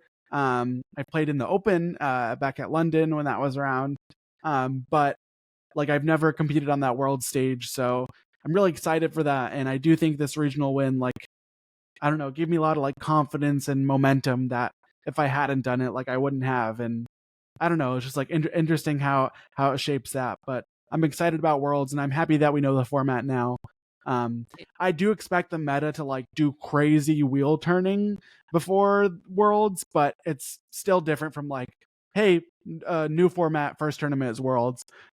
That like happened last year. But yeah, I wasn't playing last year, but yeah, I'm playing this year, and I'm super stoked about it.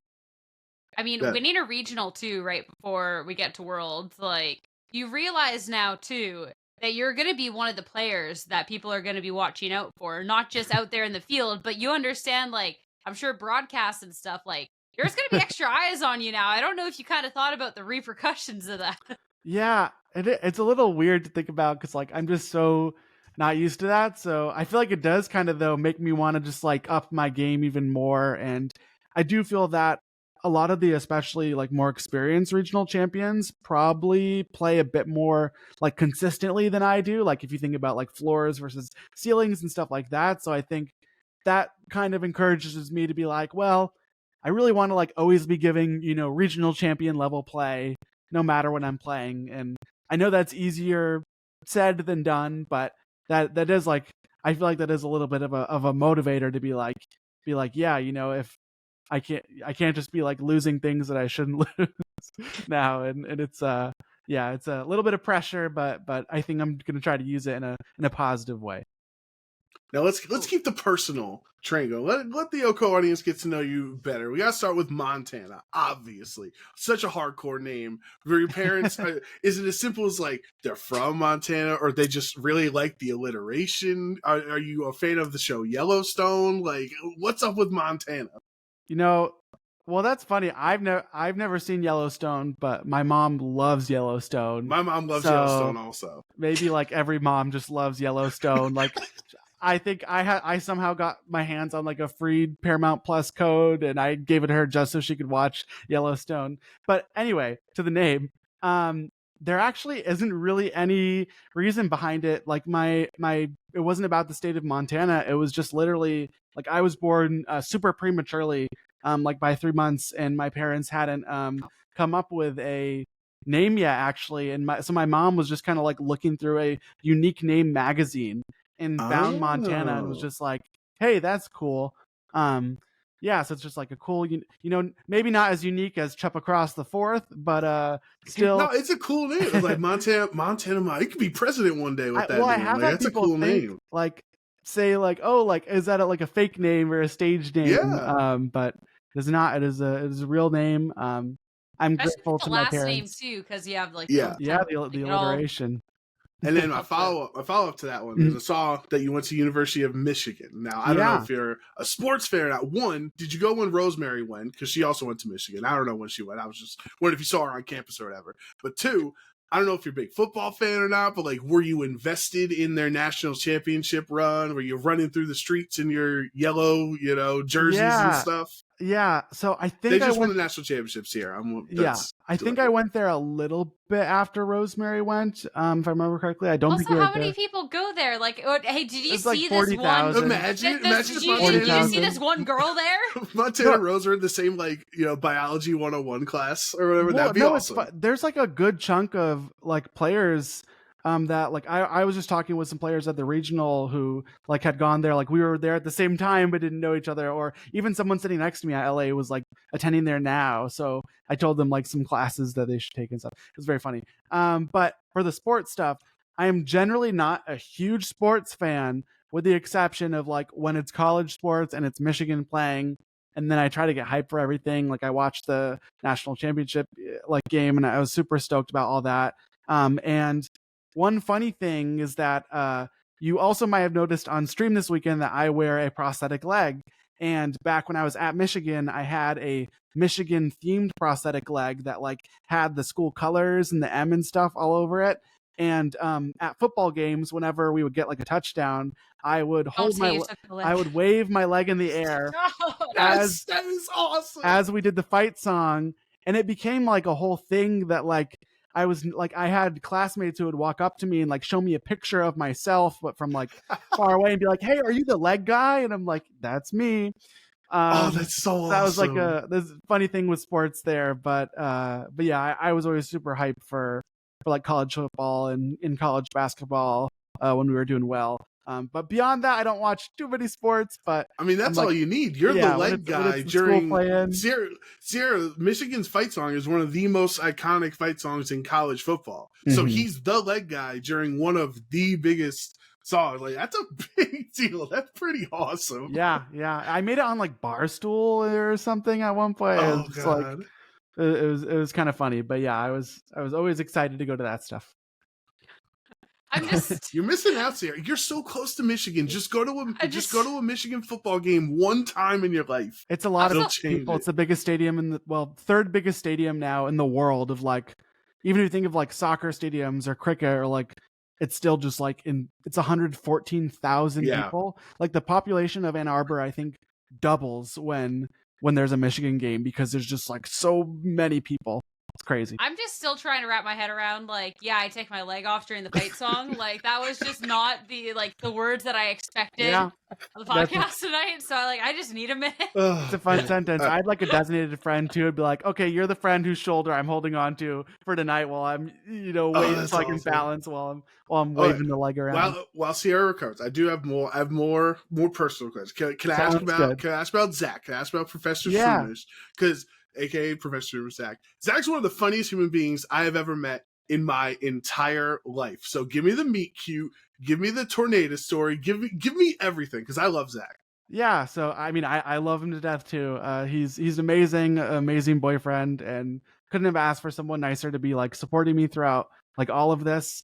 We kind of actually met through like online stuff in Twitter and in Pokemon a few years ago, and it's just been so amazing as like we sort of have traveled around to a lot of these like events together, and like we're doing long distance, so we often like use them as like vacation opportunities and times to travel together, and it's just been really wonderful. And we do practice together, like sometimes we'll like play Pokemon versus each other, but not like super often. He does pretty much always win when we play each other. Just like I just can't. It's just like he always outplays me. But yeah, he's just so funny. In so many different ways. He likes to make really good memes and stuff, and it's excellent memes. And his posts. He's been doing some Twitch streaming too. I was just actually on his stream tonight, which is super fun. We were doing some laddering. But I was gonna say, you asked about the Tornadus story. The Tornadus. So it just happened that I think at Worlds, we had a friend who, it was like, because if you still, there wasn't team lock yet, because if you didn't play in day 1, you needed to play day 2. So Zach had to get a Tornadus for someone who wanted they already had one that was like 31 attack in their game, but they'd wanted one that was like 0 attack. And Zach was like, oh crap, I need to help get a 0 attack Tornadus before team lock. So he had his 3DS, and he always has like his setups and everything, and he knows everything about like every Pokemon game. And he was just like, yeah, I'm gonna get this Tornadus through the I think it was the Ultra Wormholes. Go back in Ultra Sun, Ultra Moon. Oh yeah, to reset for the 0 attack, which I think might be one of the better ways, because like in a lot of the more recent gens, like with those Dynamax Dens and stuff, there's a lot of like guaranteed IVs with like attack, so it can be really hard to get like 0 attack IV Torn. So Zach was resetting for that like while we were there, and then he finally got one, which it's no surprise he gave it to Chuppa, and it was just like super funny how that Tornadus then came to me when I was leading up to this event. Like I had a Tornadus in my game that was like, I don't think it was 31 attack, but it was like a pretty high attack stat, and foul play is a thing that exists in this format. Yep. Tornadus actually has a really high base attack too. So like those IVs make a big difference. So I was like, hey, do you have a Tornadus I could use? And he was like, oh yeah, I have the low attack one. So then I used that, and that was it. So that single Pokemon is like made day 2 of the World Championships and won a regional. Yeah, that Pokemon is very strong. Tornadus knows how to hit its bleak winds well. But yeah, I think Zach also made like I took a picture of him like doing the Tornadus, and that tweet went crazy. I think also because like there wasn't the point of it, but it kind of fed into, there was a lot of like discourse around things at the time, and like the tweet got super popular because of that. But it was just a more funny thing of like, yeah, I'm playing Sun and Moon and getting the Tornadus, and it's just funny how like one Pokemon has traveled along. If only we had those like ribbons you get for places, because I think those were like coded in the game way early on, like in the Gen 3 even or something, but I don't know if they were ever ultimately used. But yeah, on that note, I do really like the new ribbon though that they have where it's like says like, oh, this is so and so's like Iron Hands when you send it out. Yeah, they need to do more of that. Yeah, like I think that's super cool. I agree. Like I would love like the regional champion, the international world champion, and then like have like the named ones as well. Like I think more ways to like commemorate that is just like the coolest thing. Yeah, it's awesome. But yeah, that's like the whole like story and everything with Zach, and he's just so wonderful. And he wasn't able to be there this weekend because of job stuff, but he was calling me all along the way, and we were like FaceTiming, and it was super sweet. I love it. No, that's super nice. So I have to know then too, like along the timeline, were you already like wanting to get more like into like playing and go for the world's invite or something, but or that was kind of something because you said that you met through like kind of Pokemon and talking in an online space. Was that something kind of like, hey, this is something we can do together and I want to get like more involved in it? Yeah, I think before I met him, I don't think I like had been like, oh, I want to like compete and go all the way to worlds and stuff. It was just like, oh, this is like a fun kind of interesting thing, and like Pokemon is cool. I've played like Pokemon my whole life.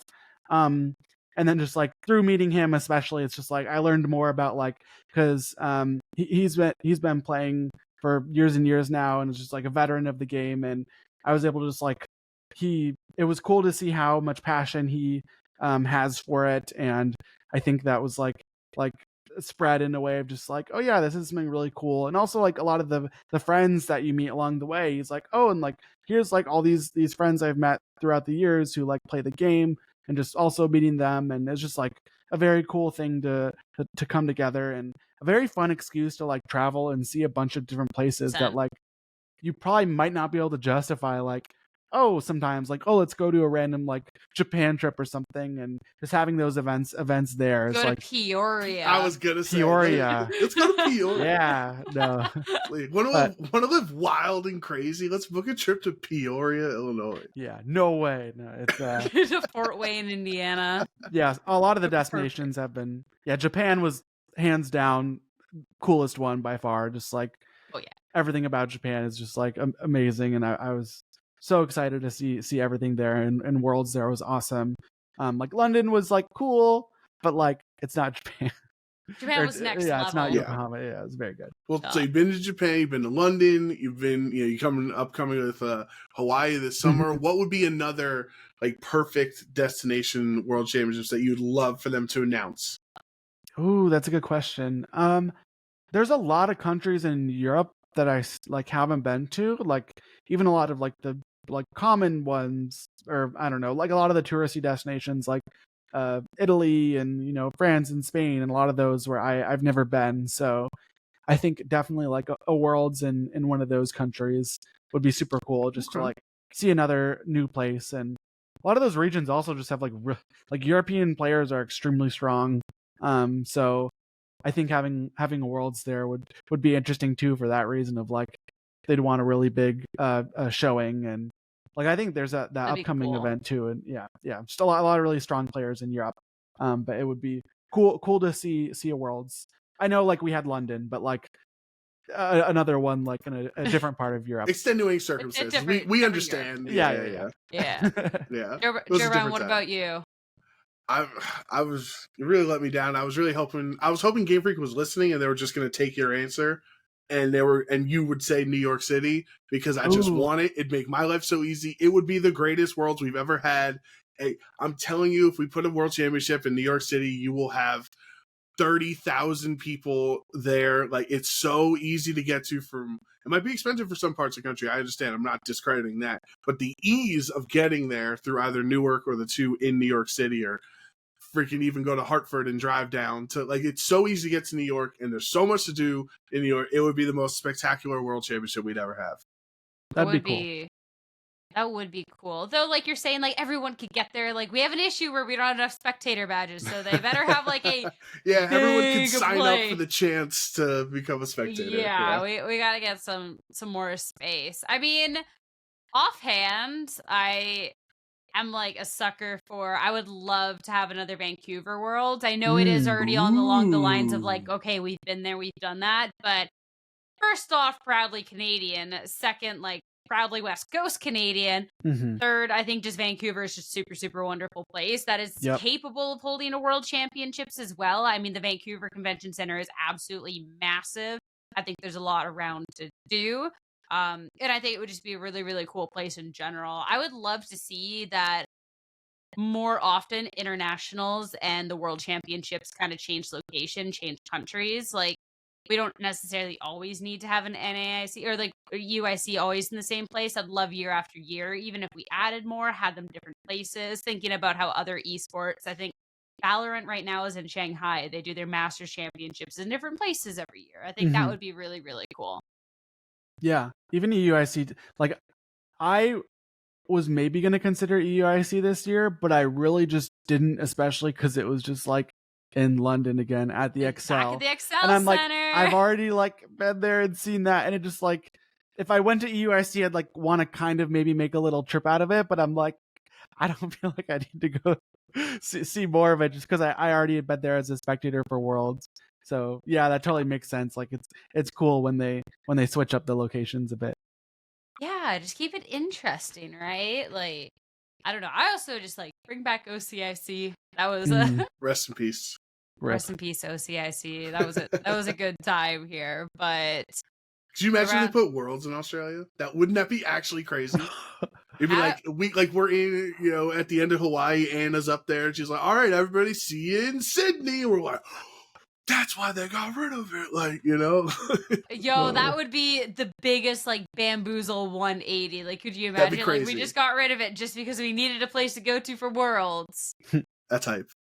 Okay, I'd be down with that. But I think at this point, Joe Brown, do you have your question? Are we questioning the weekend? What's up next? Oh God, I was supposed to look this whole time. I thought you were looking. No, I said I know. I can get the question of the week. I'm asking if you had other stuff that you're like, yo, Montana, like, I know about your name now and your origin. Like, what about your family pets growing up? Listen, like, I feel like we've become great friends. I can't wait to see you at our next mutual event. We'll say hi. I'll stop by, say hi, give you a hug. Like, I think we all became good friends tonight.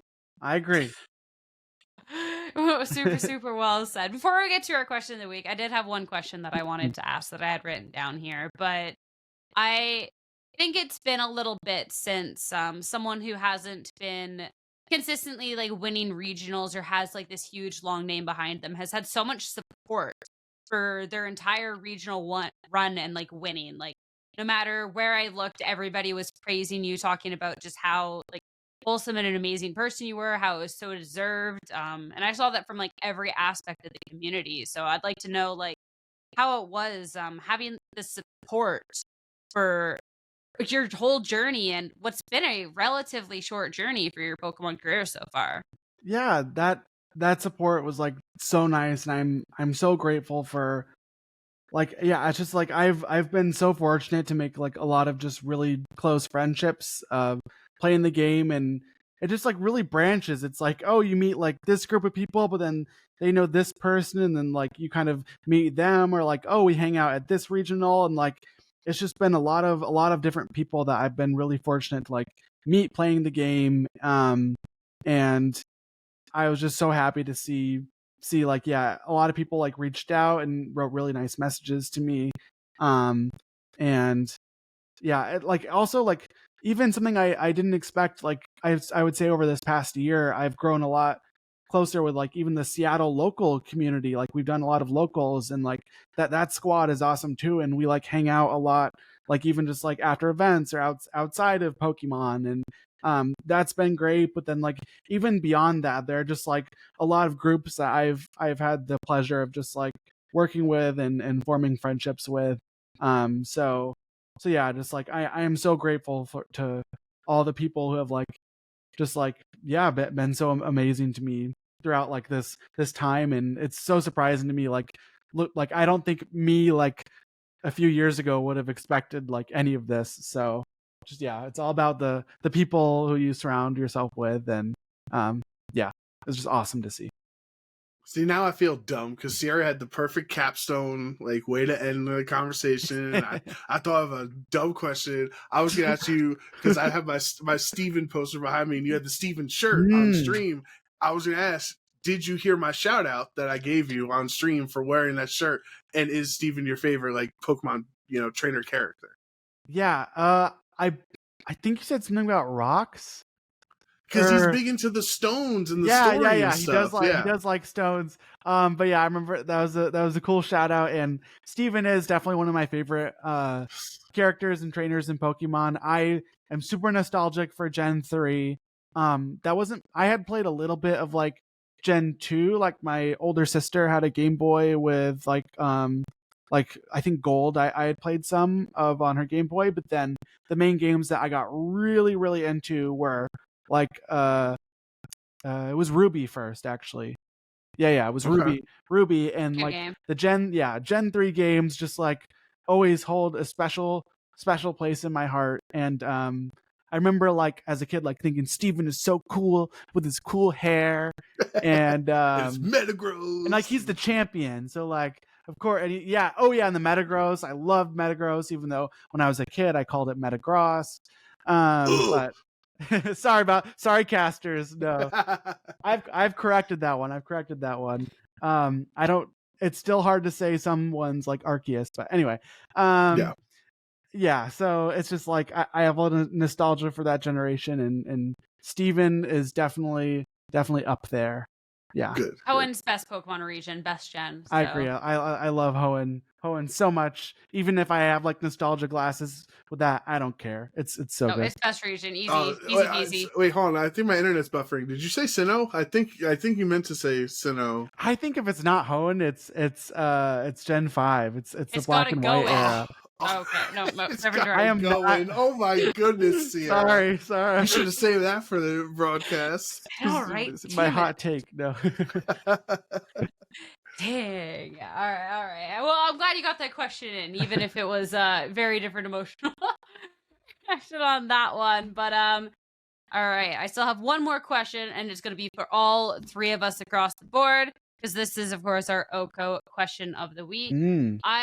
I put the question in a notepad, but then I kind of forgot that I needed to go back and figure out who typed it. So, all right, here we go. I found it pretty quick. Okay. This question is coming out from Leafy Arrow, and it was something that was asked last week that I don't believe was answered. So I'm going to ask it here. This was, what's the one thing about your VG experience you would change? Could be a result, attending an event, a team building decision, whatever. Did you ask this last week? This was the exact question of the week last week, Sierra. So as soon as you said Leafy, I was like, wait a second. Leafy was last week's question. Oh my God. Oh no. Well, I guess we now know that only 50% of the hosts listened to last week's episode. It'd be like, all right, my bad. I was studying for the broadcast. I know. It's all right, okay. Well, no, different. You know what? Because Leafy has another good question from this week. I meant this Leafy Arrow question. Ooh, nice what was your personal high and low of the 2024 season? Don't say the regional. Something else. Don't say LA, because that doesn't get me. Yeah, and Sierra will give our highs and lows. You can't say LA as your highs and lows.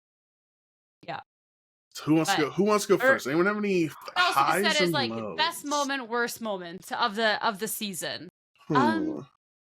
Man, this was actually kind of a hard one to pick because it's something I have to think about for more than half a second, which is And it's like, where do you want to start? Do you want to start high? Do you want to start low? Like, it's tough for the conversation. Like, all right.